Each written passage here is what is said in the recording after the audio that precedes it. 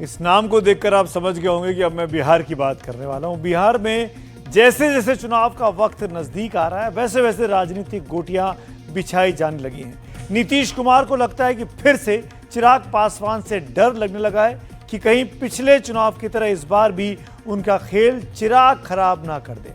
चिराग के बहनोई और सांसद अरुण भारती के बयान से इस डर की आहट और तेज भी हो जाती है। इस बीच तेजस्वी यादव ने एनडीए पर दामादवाद को लेकर हमला और तेज कर दिया है।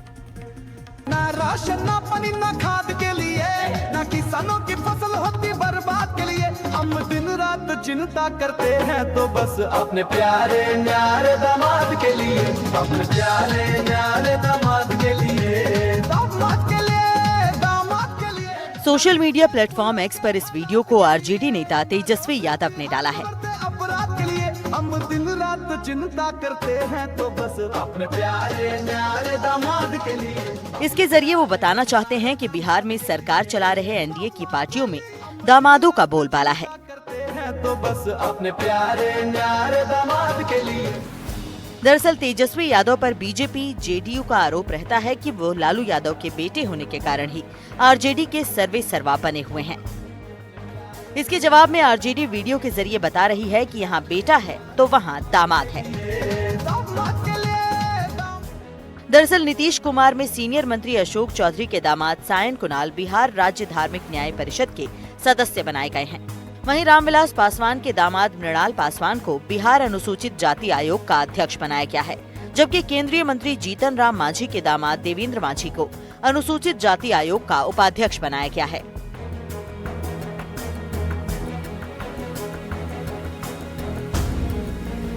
अलग अलग आयोगों में दामादों की इस भर्ती को आरजेडी ने मुद्दा बना दिया, तो बीजेपी के लिए यही मुद्दा बन गया है कि लालू यादव एक बार फिर से आरजेडी के अध्यक्ष चुन लिए गए हैं।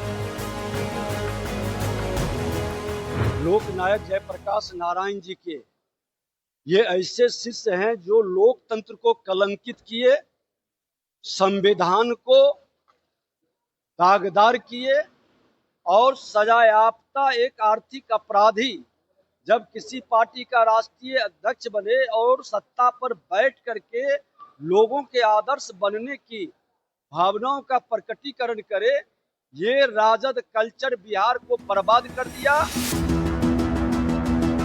लेकिन असल मुद्दा दामाद का है, तो रामविलास पासवान के एक और दामाद और जमुई से सांसद अरुण भारती ने नीतीश कुमार पर ही हमला बोल दिया है।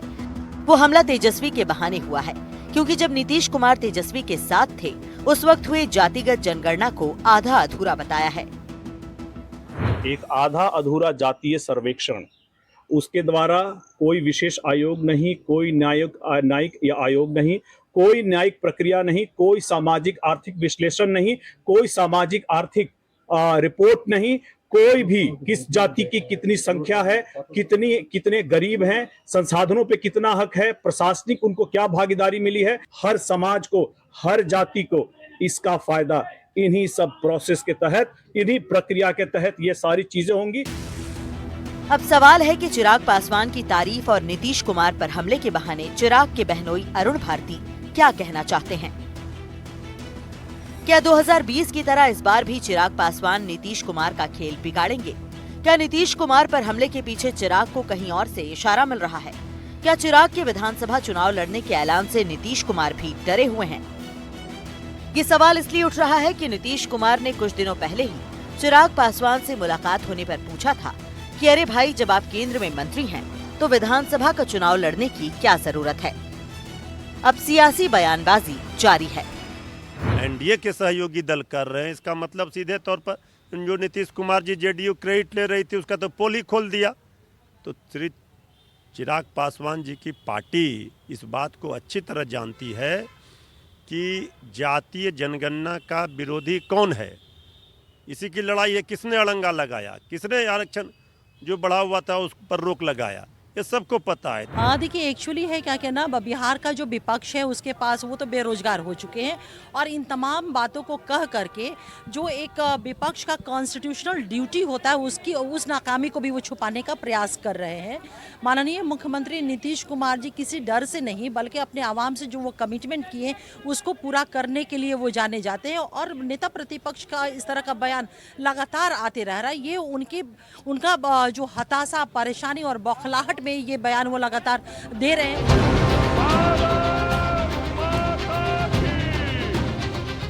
दूसरी तरफ प्रधानमंत्री नरेंद्र मोदी की बिहार में ताबड़तोड़ सभाएं और रैलियां हो रही हैं।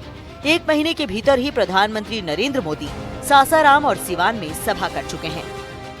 हम भी इसी भाव से कहते हैं, सबका साथ सबका विकास, लेकिन लालटेन और पंजे वाले कहते हैं परिवार का साथ परिवार का विकास। हम कहते हैं सबका साथ सबका विकास, वो कहते हैं परिवार का साथ परिवार का विकास। पिछले विधानसभा में बीजेपी एनडीए में नंबर 1 पार्टी बन गई थी, जबकि उसे 74 सीटें मिली। लेकिन इस बार बीजेपी अपने अधिकतम विधायकों के लिए तैयारी कर रही है ताकि संभव हो तो उसका मुख्यमंत्री भी बन जाए। फिलहाल स्थिति ये है कि बिहार में पीएम मोदी की 6 और बड़ी रैलियां होंगी। इनमें 3 रैलियां तय हो चुकी हैं, जो कोसी क्षेत्र, गया और बेगूसराय में होंगी। बाकी 3 रैलियों की जगह तय होनी है। बिहार में कुल 9 संभाग हैं। इनमें से 3 में पीएम मोदी की रैलियां हो चुकी हैं, जिनके अंतर्गत पिछले 2 महीनों में मधुबनी, विक्रमगंज और सिवान में पीएम मोदी की रैलियां हुई। एक तरफ बीजेपी की ताकत दिखाने की बात है तो दूसरी तरफ एनडीए की एकजुटता की। इसलिए प्रधानमंत्री नरेंद्र मोदी के साथ नीतीश कुमार की मजबूत बॉन्डिंग हर चुनावी सभा और रोड शो में दिखाई जाती है।